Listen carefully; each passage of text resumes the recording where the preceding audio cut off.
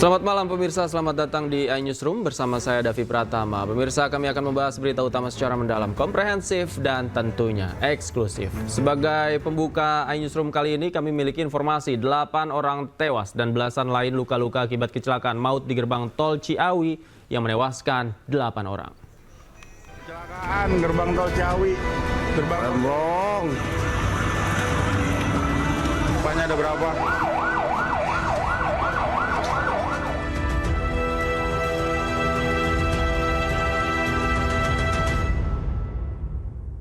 Gerbang tol Ciawi, Remblong.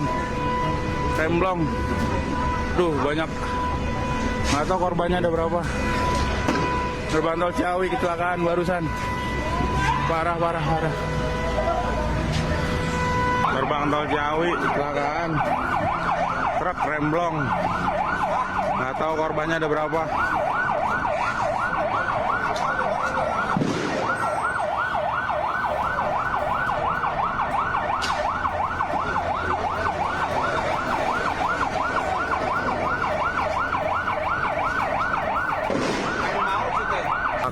Laka. Oh, jago lagi laka. Aqua. Aduh.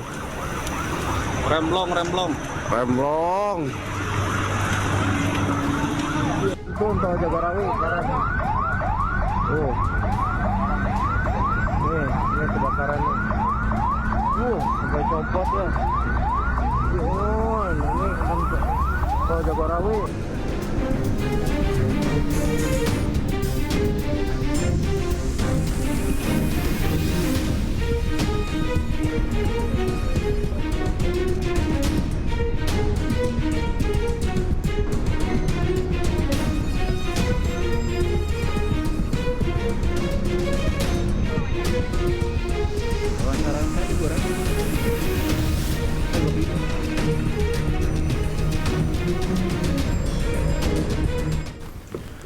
Pemirsa, polisi mengidentifikasi kendaraan yang terlibat kecelakaan di gerbang tol Ciawi 2 Bogor, Jawa Barat. Data kendaraan itu nantinya akan dijadikan bukti tambahan dalam penyelidikan. Pengecekan kendaraan yang terlibat kecelakaan di pintu tol Ciawi 2 dilakukan petugas Direktorat Lalu Lintas Polda Jawa Barat di pos terpadu unit PJR Tol Jagorawi. Nantinya data kendaraan yang terlibat kecelakaan akan dicocokkan dengan program elektronik regiden kendaraan bermotor serta data uji kir kendaraan. Hasil pemeriksaan akan dibawa ke tingkat penyidikan. Polisi pun menyebut seluruh kendaraan yang terlibat kecelakaan datanya lengkap.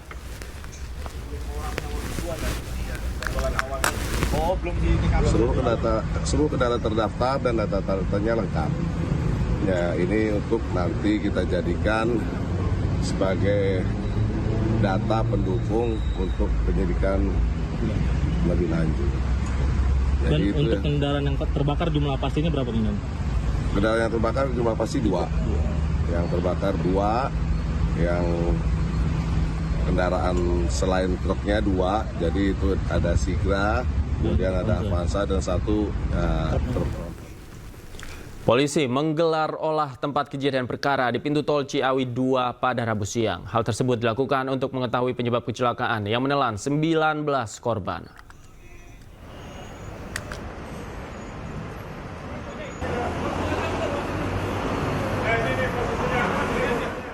Tim gabungan dari Kepolisian Korlantas Polri dan Polda Jawa Barat menggelar olah tempat kejadian perkara kecelakaan maut yang melibatkan 7 kendaraan di gerbang tol Ciawi 2, Katulampa, Bogor, Jawa Barat. Polri turunkan tim TAA atau Traffic Accident Analysis Korps Lalu Lintas untuk mengecek sejumlah faktor mulai dari remblong, kontur jalan, dan human error dalam peristiwa kecelakaan. Kecelakaan di pintu tol Ciawi 2 ini menewaskan 8 orang dan 11 orang luka-luka. Korban luka kini dirawat di Rumah Sakit Umum Daerah Ciawi, Bogor. Jumlah korban ada 19 ya, kemudian 8 meninggal dunia, 3 luka berat, ya, kemudian 3 luka sedang dan 5 luka ringan. Ya. Dari 8 yang meninggal, baru 2 yang bisa diidentifikasi. Ya. Yang lainnya kita sudah buka posko antemortem ya, dan kami juga mengharapkan kepada keluarga korban yang merasa keluarganya mungkin keberadaannya belum diketahui agar segera datang ke rumah sakit RSUD Ciawi ya. Kecelakaan gerbang tol Ciawi. Kecelakaan beruntun melibatkan truk dan 6 kendaraan lain terjadi di gerbang tol Ciawi.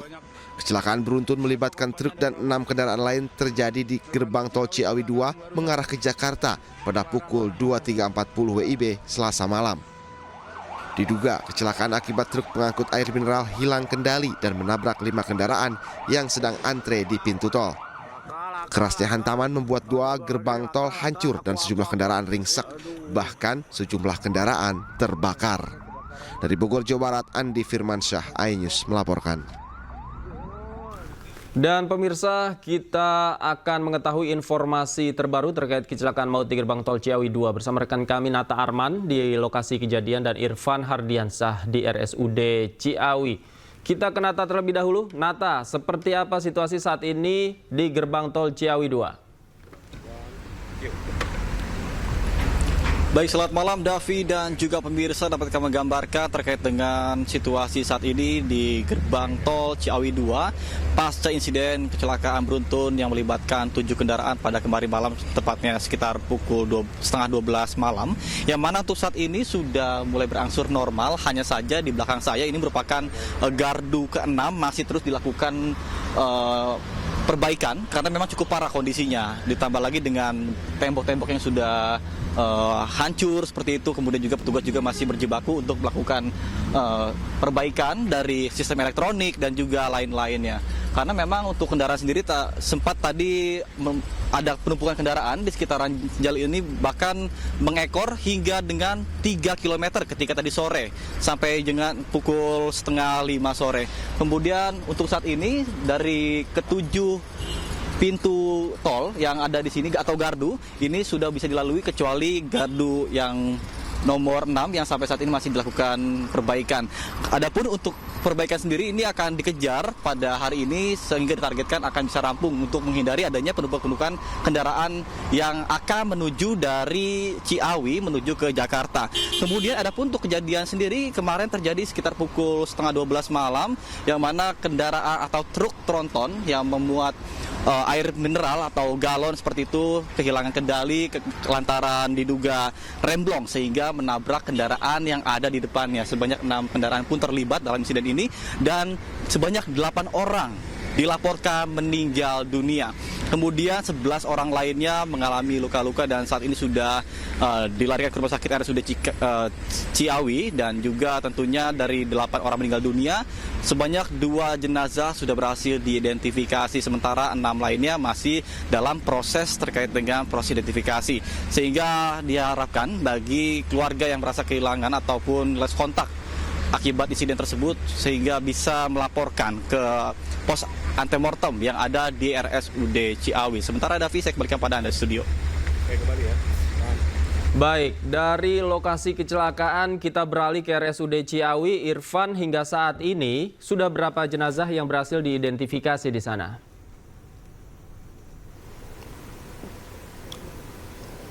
Baik, Davi dan juga pemirsa, dapat kami informasikan untuk update terkini dari 8 korban yang dinyatakan meninggal dunia pada insiden kecelakaan maut di gerbang tol Ciawi, Bogor, Jawa Barat. Ini dapat kami informasikan bahwa untuk data sementara ini masih 2 yang sudah berhasil diidentifikasi dengan nama. Yang pertama ini ada nama Budiman yang berusia 45 tahun, warga Kecamatan Cidadap, Sukabumi. Dan kemudian yang kedua ini ada nama Yana Mulyana yang berusia 49 tahun, warga Kelurahan Selabatu, Kecamatan Cikole, Kabupaten Sukabumi. Dan dari informasi yang kami dapatkan bahwa memang untuk seluruh korban yang berjumlah 11 orang, yang dimana ini korban mengalami luka berat dan juga ringan maupun juga korban sedang, ini 6 diantaranya sudah diperbolehkan pulang oleh pihak rumah sakit, dan untuk 3 orang yang mengalami luka berat ini masih dilakukan perawatan intensif di ruangan yang dinyatakan ini zona merah. Kemudian juga yang 2 korban lainnya ini masih dilakukan perawatan intensif di UGD Rumah Sakit Ciawi begitu. Dan dari informasi yang kami dapatkan juga bahwa pukul 19 akan dilakukan konferensi pers yang akan dilakukan oleh Bidokes dari Polda Jabar begitu, dan juga dari pihak Jasa Marga dan pihak kepolisian Polres Kota Bogor. Dan kami juga masih menantikan apakah memang preskon ini mengenai update terbaru dari korban yang memang sudah teridentifikasi, karena memang dari 8 korban yang dinyatakan meninggal ini masih hanya 2 yang bisa teridentifikasi, dan 6 lainnya ini masih proses melakukan proses identifikasi. Sementara demikian, Davi. Baik, terima kasih Irfan Hardiansah melaporkan langsung dari RSUD Ciawi. Sebelumnya ada Nata Arman dari Gerbang Tol Ciawi 2 Bogor, Jawa Barat. Terima kasih rekan-rekan, selamat bertugas kembali. Kecelakaan maut di pintu tol Ciawi 2 terjadi pada Selasa malam sekitar pukul 23:30 waktu Indonesia Barat. Kecelakaan yang menewaskan 8 orang itu diduga karena rem truk tidak berfungsi.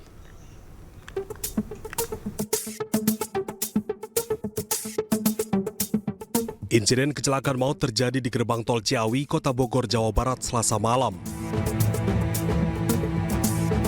Awal mula kecelakaan terjadi ketika sebuah truk bermuatan galon air melaju dari arah Ciawi menuju Jakarta. Saat memasuki Gerbang Tol Ciawi 2, diduga truk mengalami kegagalan fungsi rem atau remblong. Truk yang hilang kendali langsung menabrak beberapa mobil yang sedang berhenti untuk pembayaran tol. Benturan keras menyebabkan 3 kendaraan hancur terbakar dan 3 kendaraan lainnya rusak parah.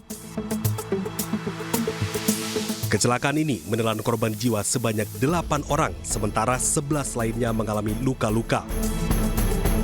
Petugas tol yang berada di lokasi langsung mengevakuasi korban ke RSUD Ciawi untuk mendapatkan perawatan medis.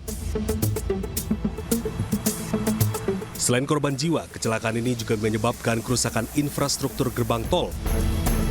2 dari 6 gardu tol rusak akibat benturan keras dari kendaraan yang terlibat dalam insiden maut ini.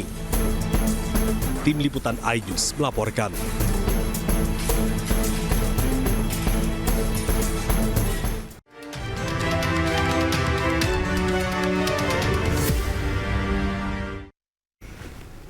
Pemirsa, evakuasi bangkai kendaraan akibat kecelakaan maut di Gerbang Tol Ciawi 2 memakan waktu berjam-jam. Kondisi seluruh mobil yang terlibat kecelakaan itu ringsek bahkan hangus akibat terbakar. Seperti inilah kondisi mobil yang terlibat pada kecelakaan maut di Gerbang Tol Ciawi Rabu dini hari. Terlihat truk galon yang menabrak gardu tol ringsek dan hangus. Bagian depan truk juga penyok hingga tak berbentuk. Gitu juga dengan minibus yang ditabrak oleh truk ringsek hingga tidak berbentuk lagi. Kaca-kaca bagian depan mobil pecah hingga membuat kerangka mobil penyok. Kecelakaan maut ini melibatkan total 7 mobil, bahkan 2 diantaranya terbakar.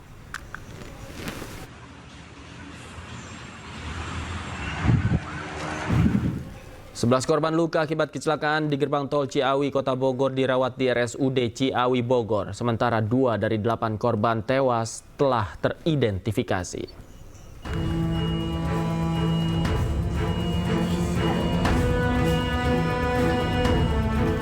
Polisi mengungkap ada 11 korban luka akibat kecelakaan maut yang terjadi di Gerbang Tol Ciawi, Kota Bogor pada Selasa malam.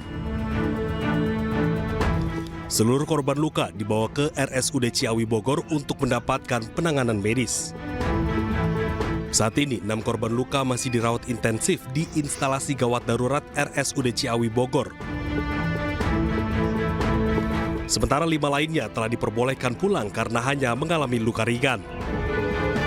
Sebagian korban yang saat ini dirawat lantaran mengalami luka lebam, memar hingga sobek di sejumlah bagian tubuhnya. Ada juga korban yang mengalami patah di lengan tangannya. Kondisi pasien yang dirawat total kita yang berat ya ada 3 orang. Paling banyak itu cedera di bagian kepala. Lalu ada juga pasien yang cedera patah di bagian tangan sebelah kirinya. Lalu luka robek di bagian wajah sudah dijahit semua.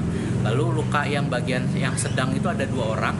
Itu luka terutama luka di bagian kepala ya 2 orang, terus cedera di bagian punggungnya juga ada.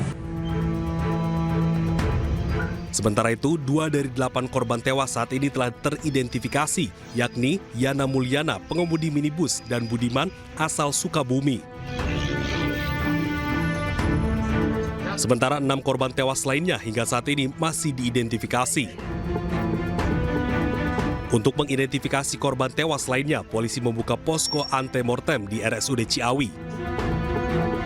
Posko ini dibuka juga untuk memudahkan keluarga mencari anggota keluarganya yang terlibat kecelakaan. Sebelumnya, kecelakaan beruntun ini melibatkan 7 kendaraan yang terdiri dari 1 truk, sedan, dan 6 minibus. Berdasarkan informasi, diduga truk pengangkut galon air mineral mengalami masalah pengereman sehingga pengemudi tidak dapat mengendalikan kendaraannya dan menabrak 5 kendaraan di depannya menjelang gerbang tol Ciawi 2. Dari Bogor, Jawa Barat, Wildan Hidayat, iNews melaporkan. Sementara itu, Wawan, kakak ipar salah satu korban, yakni Budiman yang merupakan sopir travel, mendatangi pos antemortem di RSUD Ciawi, Bogor. Keluarga diminta datang untuk melihat kondisi jenazah korban dan membenarkan bahwa Budiman jadi korban kecelakaan. Berdasarkan kecocokan dari kartu identitas maupun ciri-ciri yang disebutkan, 80% sesuai dengan identitas korban. Menurut keluarga korban, Budiman merupakan sopir travel yang biasa pulang pergi Sukabumi, Jakarta. Saat ini, keluarga Budiman masih menjalani pemeriksaan untuk dicocokkan dengan korban, mulai dari cek identitas, rambut, serta sampel darah.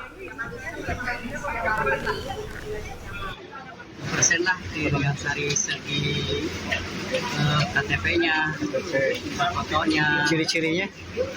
Cuma misalkan mesti ada ditanya ini sama dokter mungkin ya, tanda-tandanya apa gitu. Siapa? Kecelakaan gerbang tol Ciawi, gerbang remblong. Rupanya ada berapa?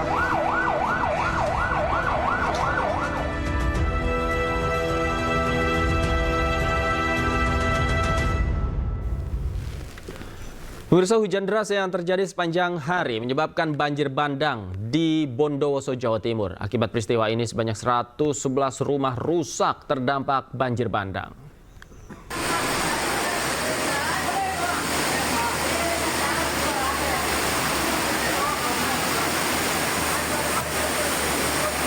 Sebanyak 111 rumah warga di Desa Wonoboyo, Kecamatan Kelabang, Bondowoso, Jawa Timur, rusak diterjang banjir bandang. Selain merusak ratusan rumah, banjir juga menghancurkan 4 dam, 1 jembatan, serta membuat jalan desa amblas. Material lumpur yang masuk rumah rata-rata setinggi lutut orang dewasa. Usai peristiwa banjir bandang, warga secara swadaya membersihkan rumah dan menyelamatkan sejumlah barang berharga. Akibat bencana ini, warga sekitar aliran sungai mengaku takut untuk kembali ke rumah. Tadi malam pukul 8. Terus pukul 9, 10 hujan tidak ada. Oh, jadi mulai pukul 8 ya? Iya, terus ke 9, 10 itu. Airnya semana tadi malam tingginya, Pak? Kalau tadi malam itu, tapi besaran tadi malam itu. Pemerintah Kabupaten bersama TNI Polri kini mengupayakan penutupan tanggul pembatas yang jebol guna menahan terjangan air jika terjadi banjir bandang susulan. Dari Bondowoso, Jawa Timur, Rizky Amirul Ahmad, iNews melaporkan.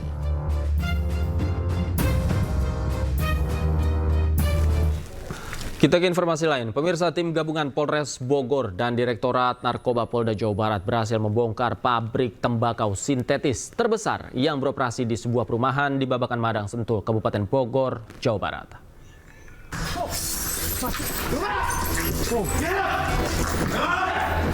Masuk nih. Saat penggerebekan, tim gabungan berhasil menangkap 2 tersangka yang berperan memproduksi narkotika jenis tembakau sintetis. Namun masih ada 2 tersangka lain yang masih buron dan akan dimasukkan dalam daftar pencarian orang atau DPO. Adapun barang bukti yang disita dalam penggerebekan pabrik tembakau sintetis yaitu 50 dus tembakau murni. Seluruh tembakau tersebut sudah dicampur dengan bahan-bahan lain yang dapat menghasilkan 1 ton tembakau sintetis siap edar. Kami berterima kasih kepada seluruh masyarakat yang selalu memberikan dukungan dan apresiasi terhadap kinerja dari Polri dalam pemberantasan narkoba. Karena dukungan dari masyarakat merupakan pendorong dan semangat bagi kami untuk terus melawan peredaran dan penyalahgunaan narkoba di Republik Indonesia. Kepada seluruh masyarakat Indonesia, jangan pernah ragu untuk melaporkan segala bentuk aktivitas mencurigakan terkait peredaran narkoba di lingkungan sekitar Anda kepada kami, pihak yang berwajib. Kami memastikan akan memproses segala bentuk tindak pidana narkoba secara tegas dan tuntas, dan ini adalah bukti nyata kami menindak tegas proses pembuatan pabrik narkotika golongan 1, yaitu tembakau sintetis. Saat ini Satuan Reserse Narkoba Polres Bogor dan Polda Jawa Barat sedang melakukan penyelidikan dan pengembangan untuk mengungkapkan detail jaringan. Dari Bogor, Jawa Barat, Tim Liputan iNews melaporkan.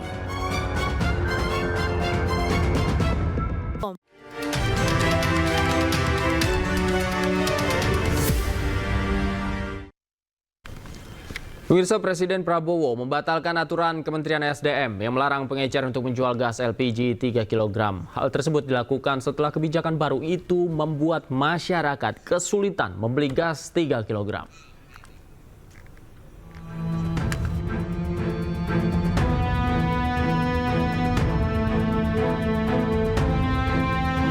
Presiden Prabowo Subianto memberikan instruksi agar gas LPG 3 kg bisa kembali dijual eceran.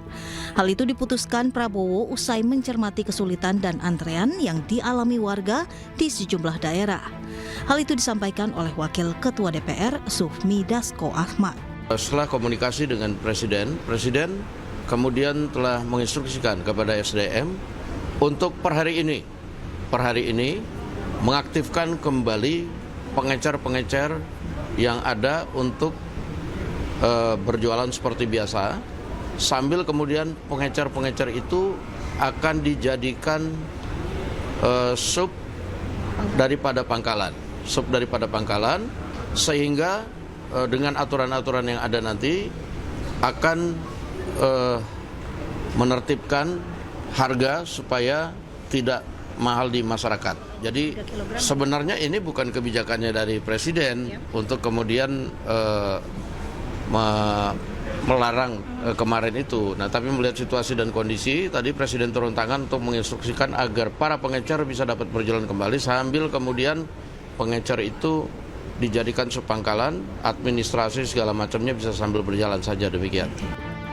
Menanggapi hal itu, Menteri SDM mengklaim kajian terhadap perbaikan distribusi gas LPG 3 kg telah dilakukan sejak tahun 2023.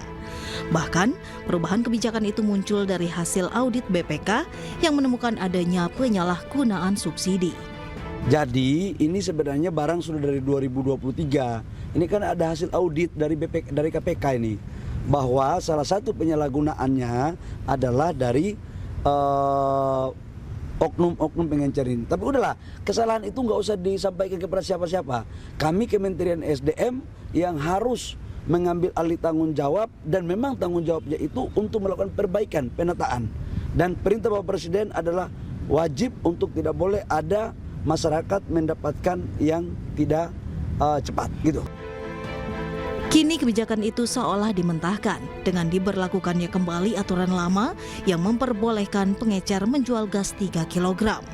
Meski demikian, perbaikan penataan pendistribusian akan tetap diperbaiki oleh Kementerian ESDM dengan menggunakan IT yang akan dikelola oleh Pertamina. Tim Liputan iNews melaporkan. Pemerintah kembali memperbolehkan warung pengecer menjual gas 3 kg. Namun warga Kalideres, Jakarta Barat masih antri di agen atau pangkalan untuk mendapatkan gas melon. Kondisi ini terjadi lantaran warung pengecer belum mendapat pasokan.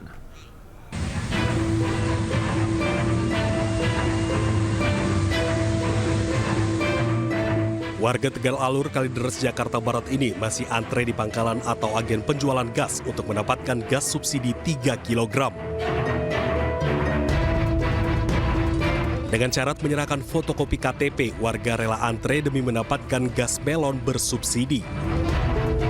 Sejumlah warga mengaku hingga saat ini mereka masih kesulitan mendapatkan gas 3 kg di warung-warung pengecer. Ya, mudah-mudahan bisa normal lagi kayak dulu, Pak. Jangan kayak gini, susah nyarinya, Pak. Muter banget gitu, susah Pak nyari gasnya. Susah. Susah. Dapatnya di mana? Ini baru ini nih dapat sudah 3 hari dari hari Sabtu, Minggu, Senin, Selasa, Rabu. Sementara itu, pedagang warung pengecer mengaku belum mendapat pasokan gas 3 kg dari pangkalan atau agen. Kan biasanya kan kalau normal itu kan saya habisnya sehari kayak 12, bisa lebih kan, kadang ngambil 2 kali ke agen.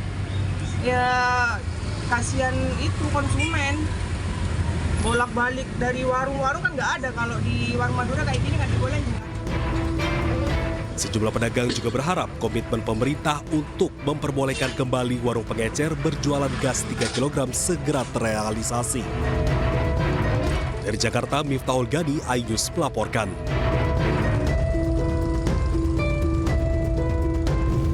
Meski larangan penjualan eceran gas 3 kg telah dicabut, namun warga masih kesulitan mendapatkan gas LPG bersubsidi tersebut. Di Tangerang dan Bekasi, warga harus mengantri hingga berjam-jam untuk mendapatkan jatah pembelian gas 3 kg.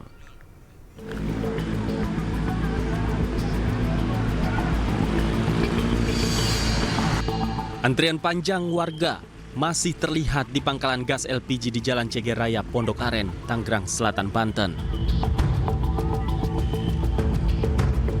Warga terpaksa mengantri gas di pangkalan resmi karena kosongnya ketersediaan gas di tingkat pengecer dan warung kelontong. Meski pemerintah telah mengizinkan pedagang kembali menjual gas eceran, namun faktanya warga masih sulit mendapatkan gas 3 kg. Ya karena punya saya kosong, buat masak terus gasnya karena kosong semua di rumah gitu. Artinya di warung-warung di rumah ibu memang masih kosong? Iya, nggak ada persediaan di warung-warung. Oke, kan kemarin kita tahu ya Presiden sudah menginstruksikan untuk pengecer boleh kembali menjual. Keadaannya seperti apa Bu di rumah ibu? Masih kosong kah atau gimana? Iya, masih kosong. Oh, makanya ibu antri nih? Iya, makanya saya ikut antri kalau di sini. Sementara itu, keberadaan gas LPG 3 kg di Kota Bekasi, Jawa Barat juga masih sulit didapatkan. Untuk memenuhi kebutuhan rumah tangga, warga terpaksa memburu gas LPG 3 kg ke sejumlah agen dan pangkalan yang letaknya jauh. Bahkan, mereka rela antri panjang sejak pagi untuk mendapatkan 1 tabung gas yang dijual dengan harga Rp19.000.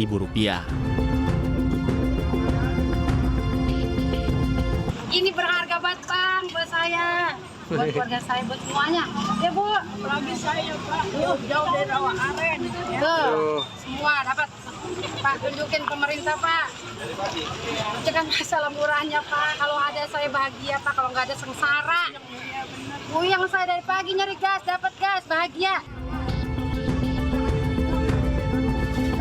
Warga berharap pemerintah tidak menyulitkan masyarakat untuk mendapatkan gas 3 kg. Terutama saat kebutuhan semakin tinggi jelang bulan suci Ramadan. Tim Liputan iNews melaporkan.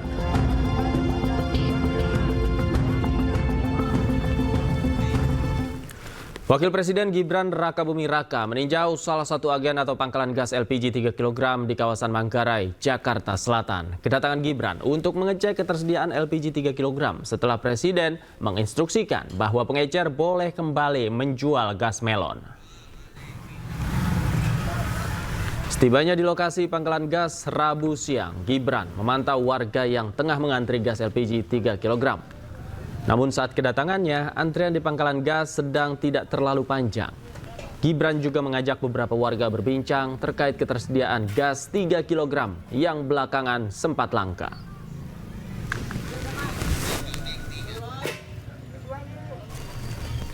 Pemirsa, kebijakan Kementerian SDM soal pengecer tidak boleh menjual gas LPG 3 kg menuai reaksi beragam dari sejumlah kalangan. Namun, usai terjadi kegaduhan di masyarakat akibat kebijakan tersebut, kini pengecer kembali diperbolehkan menjual gas 3 kg.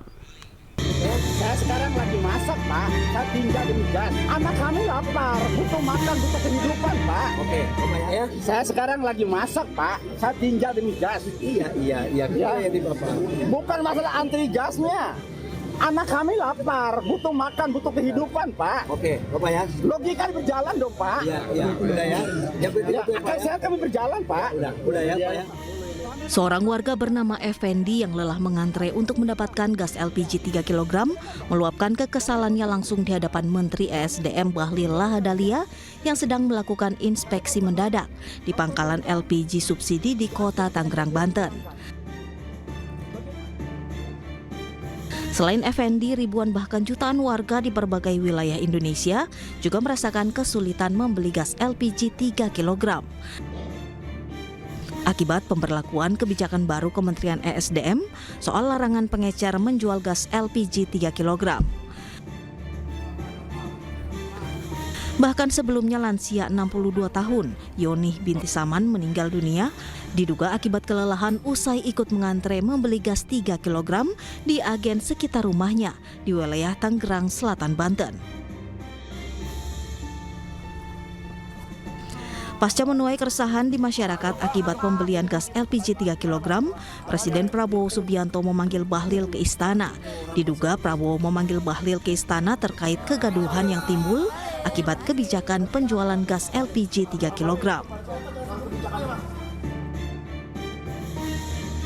Bahlil yang sebelumnya dipanggil Presiden Prabowo menyebut dirinya diingatkan oleh Presiden Prabowo Subianto soal penataan dan perbaikan distribusi gas 3 kg tepat sasaran harus tetap dijalankan, namun jangan menyulitkan masyarakat. Nah, kemudian perintah Bapak Presiden kepada kami, baik tadi malam, tadi pagi, adalah memastikan agar subsidi tetap sasaran tetap jalan. Namun masyarakat harus mendapat juga dengan cara mudah. Maka solusi yang kita bangun adalah atas perintah Bapak Presiden, pengencer semua kita naik kelaskan menjadi sub pangkalan dengan harapan agar mereka juga mendapat fasilitas IT supaya negara Pertamina bisa mengontrol harga jual di tingkat sub pangkalan dan siapa saja. Nah, ini lagi kita mempertimbangkan juga agar RW ini bisa menjadi sub pangkalan, karena yang tahu masyarakat di sekitarnya itu kan RW. Ini lagi kami mempertimbangkan, gitu ya. Presiden akhirnya memerintahkan gas LPG 3 kg untuk kembali dijual eceran oleh pedagang.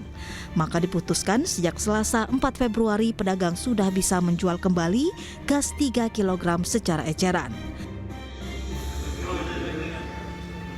Meski demikian, menurut Wakil Ketua Komisi 12 DPR RI Sugeng Suparwoto, hal itu dilakukan juga untuk meningkatkan pengawasan distribusi gas LPG 3 kg yang tepat sasaran. Di mekanisme yang dikeluarkan oleh Kementerian ESDM secara mendadak itulah yang mengakibatkan panik buying sehingga terjadilah antri panjang betul karena tadi mata rantai terakhir dipotong dengan mendadak tanpa menggantikan infrastruktur atau mata rantai lain. Dan akhirnya dikoreksi kebijakan itu atas perintah Presiden, maka tetap dibuka mata rantai terakhir itu pengecer hanya diformalkan fungsinya menjadi sub pangkalan, di mana nanti akan mengidentifikasi bahwa barang subsidi ini harus sampai by name by address. Kenapa lagi-lagi ini dialamatkan atau yang berhak membeli LPG 3 kg itu hanya orang tidak mampu dan UMKM. Itulah fungsi nanti sub pangkalan, itulah yang mengidentifikasi sekaligus pembelinya. Kini kebijakan pemerintah soal pengecer tidak boleh menjual gas 3 kg dibatalkan. Bahlil Lahadalia menyebut pengecer akan dijadikan sub pangkalan yang akan diawasi oleh Pertamina. Dari Jakarta, Tim Liputan iNews melaporkan.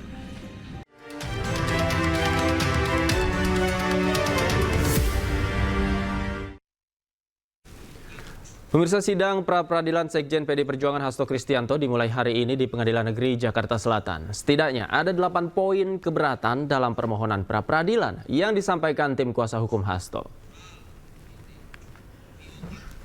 8 poin keberatan yang disampaikan tim kuasa hukum Hasto Kristianto antara lain soal penetapan tersangka tanpa pemeriksaan yang dianggap bertentangan dengan KUHP dan putusan Mahkamah Konstitusi.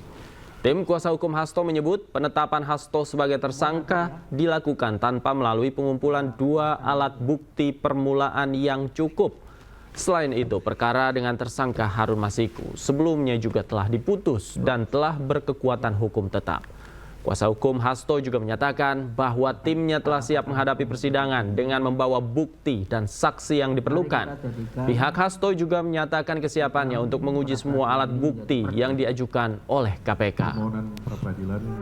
Dan perlu diingat, dalam hal ini, pertersangkaan terhadap Mas Hasto Kristianto dengan 2 sangkaan yaitu obsession of justice, suap dan obsession of justice, pasal 5 dan pasal 21. Ini tidak bisa bersamaan, teman-teman, karena Mas Hasto Kristianto sebagai pribadi mempunyai hak ingkar dalam hal membela diri. Nah, ini nanti hal-hal ini akan kita ungkap, dan juga ada keanehan ketika pemeriksaan bekas penyidik yang diambil keterangannya di dalam BAP. Kami juga mempertanyakan netralitas dari penyidik tersebut yang menyampaikan. Nah, hal-hal tersebut ini nanti akan kita sampaikan kepada kawan-kawan. Tentunya kejanggalan-kejanggalan ini yang kita sudah sampaikan bahwa aspek non-hukumnya lebih terlihat daripada. Sebelumnya Hasto Kristianto ditetapkan KPK sebagai tersangka dalam kasus suap dan perintangan penyidikan perkara yang menjerat Harun Masiku. KPK mengklaim yakin bahwa Hasto memerintahkan Harun melarikan diri saat OTT KPK pada 2020 silam.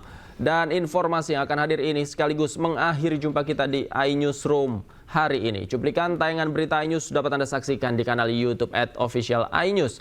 Akhir kata saya Davi Pratama pamit undur diri. Terima kasih, selamat malam dan sampai jumpa.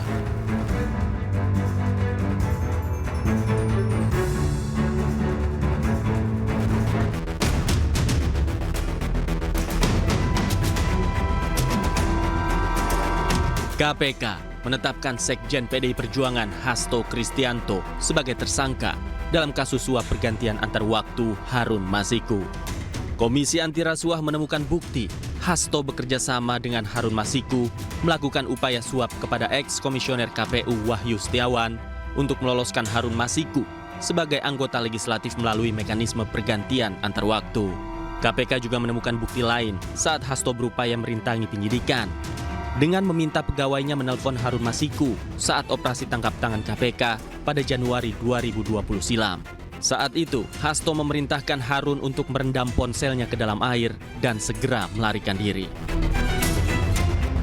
Pada tanggal 8 Januari 2020 pada saat proses tangkap tangan oleh KPK, Saudara HK memerintahkan salah satu pegawainya di Jalan Sultan Syahrir yang biasa digunakan sebagai kantor untuk menelpon kepada HM dan memerintahkan supaya merendam HP dalam air dan segera melarikan diri.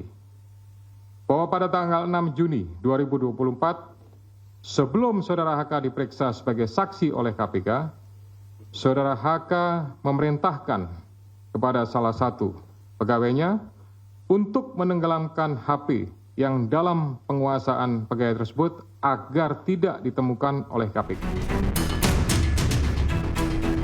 Kasus suap Harun Masiku menjadi salah satu episode panjang dalam sejarah hukum Indonesia. Pada Desember 2024, Harun Masiku genap 5 tahun sebagai buronan. Kasus suap Harun Masiku berawal saat upaya menggantikan Nazarudin Kemas, anggota DPR RI terpilih yang meninggal sebelum dilantik.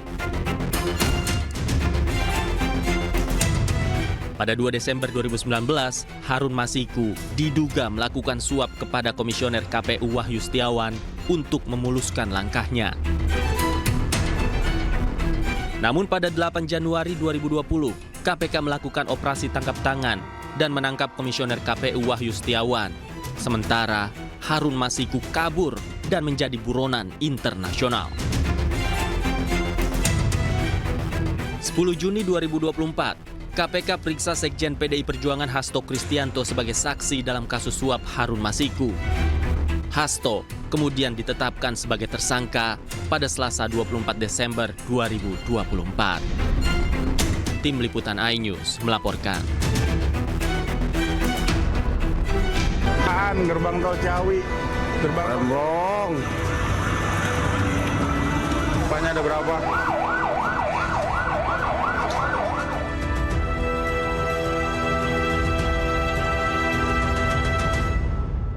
Kecelakaan gerbang tol Ciawi, Remblong. Duh, banyak. Nggak tahu korbannya ada berapa. Gerbang tol Ciawi kecelakaan barusan. Parah. Gerbang tol Ciawi kecelakaan.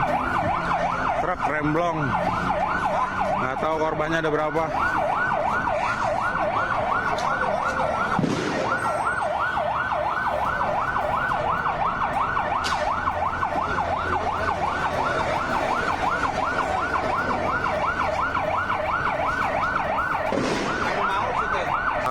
Laka.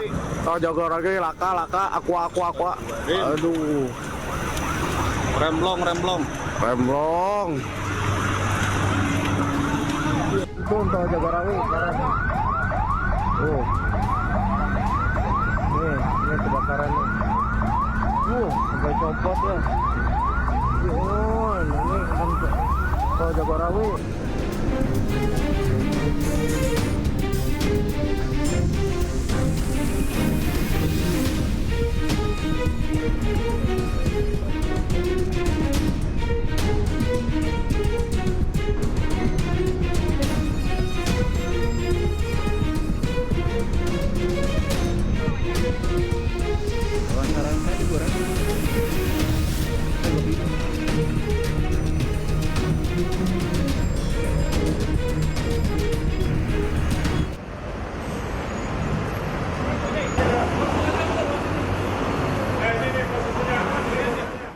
Tim gabungan dari Kepolisian Korlantas Polri dan Polda Jawa Barat menggelar olah tempat kejadian perkara kecelakaan maut yang melibatkan 7 kendaraan di gerbang tol Ciawi 2, Katulampa, Bogor, Jawa Barat.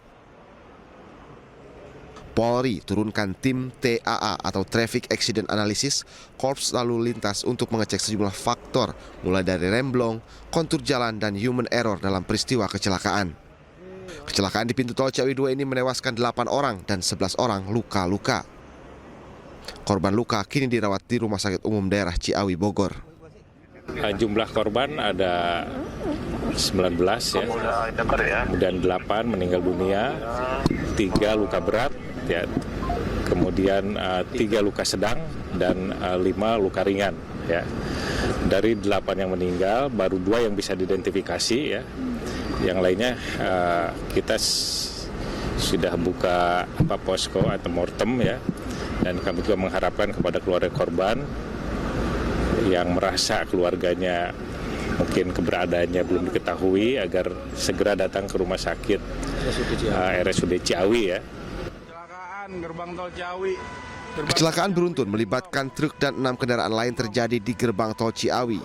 Kecelakaan beruntun melibatkan truk dan 6 kendaraan lain terjadi di gerbang tol Ciawi 2 mengarah ke Jakarta pada pukul 23.40 WIB Selasa malam.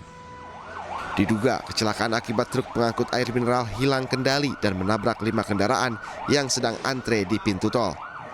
Kerasnya hantaman membuat 2 gerbang tol hancur dan sejumlah kendaraan ringsek, bahkan sejumlah kendaraan terbakar. Dari Bogor, Jawa Barat, Andi Firmansyah, iNews melaporkan.